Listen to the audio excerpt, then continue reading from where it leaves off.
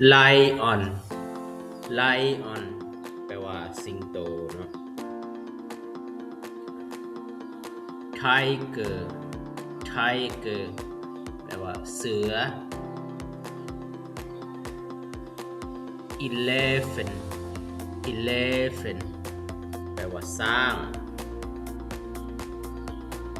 monkey monkey แปลว่าลิง zebra zebra แปลว่าม้าลายนะ giraffe giraffe แปลว่าตัวจิราฟจิราฟคอยาว panda panda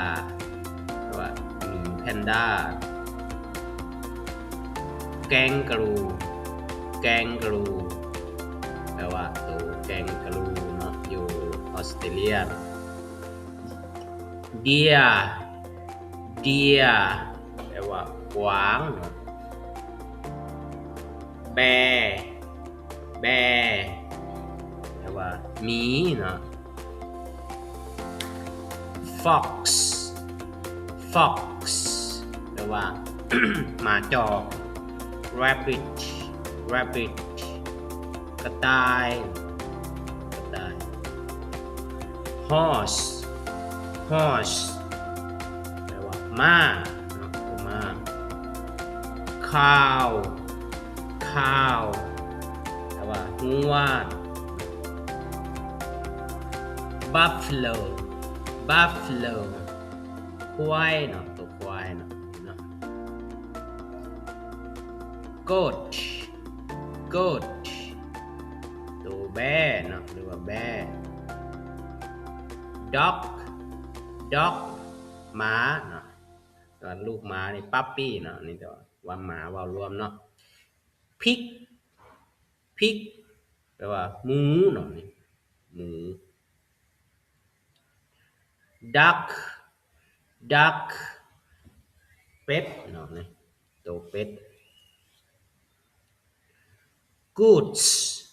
goods ตัวห่านเนาะคันห่านหลายตัวใช้คำว่า geese เนาะ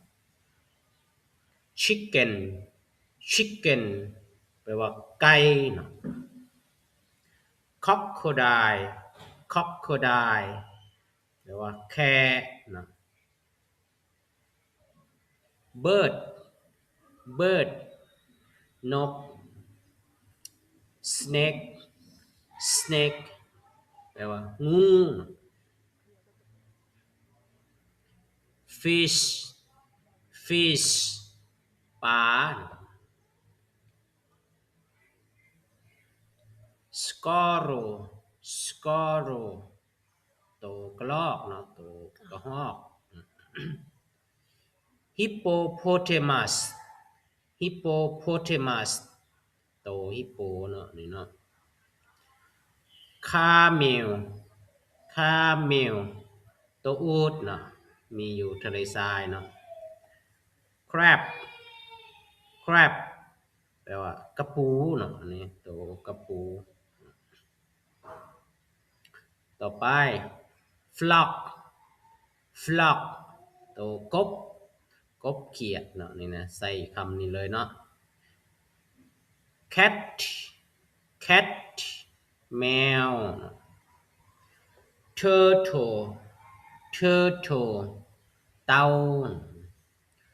lizard lizard หรือว่าขี้